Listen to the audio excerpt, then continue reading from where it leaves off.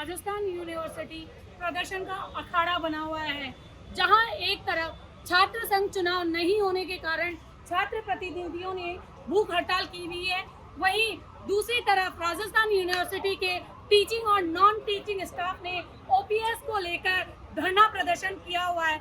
आइए जानते हैं हम कुछ यहाँ पे जो कर्मचारी है उनसे कि उनकी क्या मांगे हैं, किसको लेकर वो यहाँ धरना प्रदर्शन दे रखे हैं और क्या मांगे हैं उनकी सरकार से। नमस्कार, आपका नाम? डॉक्टर संजय कुमार, अध्यक्ष राजस्थान विश्वविद्यालय शिक्षक संघ। आज आप यहाँ पे जो धरने पे बैठे, क्या कारण है, किस वजह से आप लोग यहाँ धरने प्रदर्शन पे बैठे? देखिए, हम आज नहीं, हम पिछले 1 महीने से धरना प्रदर्शन पे हैं। राज्य सरकार की ओर से जो वित्त विभाग का आदेश आया पुरानी पेंशन योजना लागू करने का, वो हमारे विश्वविद्यालय कर्मचारियों के साथ एक भेदभावपूर्ण निर्णय है। इस निर्णय के अंतर्गत अगर हमें पुरानी पेंशन योजना का लाभ लेना है तो हर कर्मचारी को जो दिल्ली सरकार में पैसा पड़ा है उसका 5 लाख से लेकर 35 लाख रुपए तक पहले जमा कराना होगा, तब जाकर हम कर्मचारियों को ओल्ड पेंशन स्कीम का लाभ मिलेगा। इसी के विरोध में हम लोगों ने पिछले 1 महीने से राज्य की समस्त विश्वविद्यालय ऑटोनोमस संस्थाएं धरना प्रदर्शन कर रही हैं। साथ ही सरकार ने एक कंडीशन और डाल दी है कि जो पेंशन है उसका भार सरकार नहीं लेगी, वो पेंशन का भार भी विश्वविद्यालयों पर डाला। क्या प्रशासन की तरफ से आपको कोई सहायता मिली या आपसे कोई बातचीत की गई? प्रशासन की तरफ से, राजस्थान सरकार की तरफ से एक बार वार्ता हुई है, परंतु वो वार्ता भी सकारात्मक नहीं रही। उसके बाद अभी तक सरकार की ओर से कोई ऐसी वार्ता का आश्वासन नहीं आया। अगर सरकार आपकी, जैसा कि आपने बताया पिछले 1 महीने से आप धरने पर बैठे हैं, तो क्या आपको लगता है कि आगे सरकार आपकी बात मानेगी? बिल्कुल मानेगी। कहीं ना कहीं ये जो छात्र संघ जो चुनाव है ये स्थगित हुआ है, इसमें मुख्य कारण विश्वविद्यालय के कर्मचारियों का ओपीएस को लेकर चल रहे आंदोलन भी एक मुख्य कारण है। माननीय मुख्यमंत्री महोदय ने कहीं ना कहीं हमारे आंदोलन को देखते हुए ये छात्र संघ चुनाव स्थगित किए हैं। दूसरी बात, अगर सरकार हमारी मांगों को सकारात्मक निर्णय नहीं लेगी तो हमने पूरे प्रदेश में जो ये समिति बनी हुई है ओल्ड पेंशन संयुक्त संघर्ष समिति राजस्थान की, उसमें समस्त 28 विश्वविद्यालय इन्होंने निर्णय लिया है कि 24 तारीख से लो फ्लोर बस एसोसिएशन के साथ साथ सारे एक साथ बंद चक्का जाम पे जाएंगे।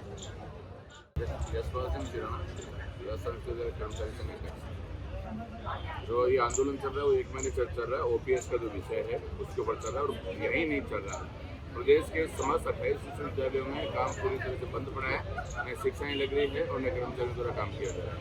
अशोक गहलोत सरकार को ये चेताने के लिए जो भेदभाव की नीति उन्होंने अपनाई है, ये भेदभाव की नीति जो है जो राजस्थान में हुई है। ओपीएस के मुद्दे पर कांग्रेस की 3 सरकारें आ चुकी है, कर्नाटक में आ चुकी है, हिमाचल में आ चुकी है और आप पार्टी ने भी जो निर्णय लिया है वो कर्मचारियों में भेदभाव करके नहीं लिया। ओपीएस की जो सुविधा दी है वो समान रूप से सभी कर्मचारियों को दी है। लेकिन अशोक गहलोत सरकार ने राजस्थान में, जबकि राजस्थान पहला प्रदेश है हिंदुस्तान में जिसने ओपीएस लागू किए, ओपीएस इसी की तर्ज पे कर्नाटक और झारखंड और पंजाब में लागू हुई है। लेकिन विसंगतियाँ जो पैदा की है वो केवल अशोक गहलोत सरकार का है और इसी का विरोध किया जा रहा है। दूसरा, नॉन टीचिंग कर्मचारियों के द्वारा विश्वविद्यालय प्रशासन बात भी नहीं कर रहा है। 21 जुलाई को चुनाव होने के बाद वीसी साहब तो वीसी सचिवालय आ ही नहीं रहे। प्रशासन का विरोध है। हम हमारा मांग पत्र दिया हुआ है, उसके ऊपर कोई वार्ता नहीं आ रही है। इसलिए ओपीएस आंदोलन तो के साथ साथ हमारी अन्य मांगों पर भी सीधा प्रशासन बात नहीं कर रहा है। सहायक आचार्य भी हूँ और इस धरने पर सिर्फ इसीलिए बैठे हैं कि राजस्थान सरकार ने जो भेदभाव हमारे साथ किया है उसको लेकर हम यहाँ कार्य बहिष्कार करने के लिए बैठे हुए हैं, जबकि हम यहाँ बैठना नहीं चाहते हैं। एक शिक्षक पढ़ाकर राजी है, कर्मचारी काम करके राजी है, हम इस धरने पर बैठना नहीं चाहते, नारेबाजी करना नहीं चाहते। सिर्फ और सिर्फ यही कह रहे हैं कि जैसे अन्य राज्य सरकार के कर्मचारियों को लाभ दिया गया है उसी प्रकार से उन्हें भी वही लाभ दिया जाए। हम हमारे ऊपर जो नियोक्ता अनुदान राशि जमा करने की बाध्यता लगाई गई है उसे खत्म किया जाए। अगर सरकार ये कर देती है तो हम आज ही अपने काम पर वापस जाने को तैयार हैं। मैडम, अगर ये सरकार आपकी बातें नहीं मानती है तो कहाँ तक लेके जाएंगे अपने आंदोलन को?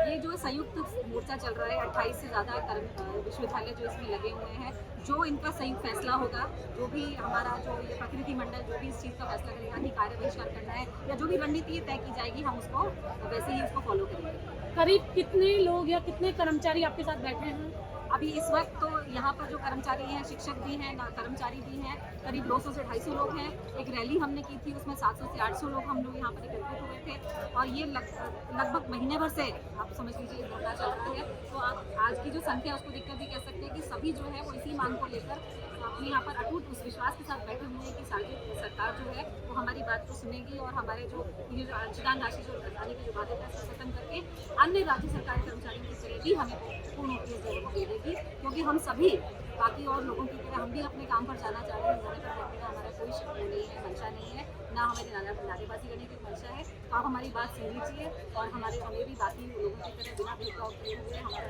जायज़ जो हमारी मांगे हैं वो दे दीजिए, हम अपने काम पर जी शिखा जी, क्या प्रशासन या यूनिवर्सिटी में जो प्रशासन है राज्य सरकार से है, किसी भी प्रकार की आपको सकारात्मक वार्तालाप आपसे हुई है या आपको ऐसा कोई उम्मीद है कि सरकार आपकी वार्ता करेगी आपसे? हाँ, हमें बिल्कुल उम्मीद है राज्य सरकार, क्योंकि हेलो सरकार जो है वो बहुत ही कर्मचारी फ्रेंडली रही हुई है। उन्होंने बहुत सारे ऐसे फैसले किए हैं जो कर्मचारियों के हक में है। तो हम ऐसा मानते हैं कि विश्वविद्यालय प्रशासन भी और राज्य सरकार भी हमारे जो जायज़ जो हक हम मांग रहे हैं उसको सकारात्मक लेते हुए हमारे लिए निर्णय। एक तो मैडम यहाँ पर BLO की जो संख्या है 150 पार कर चुकी है, कर्मचारियों की संख्या पहले से कम है।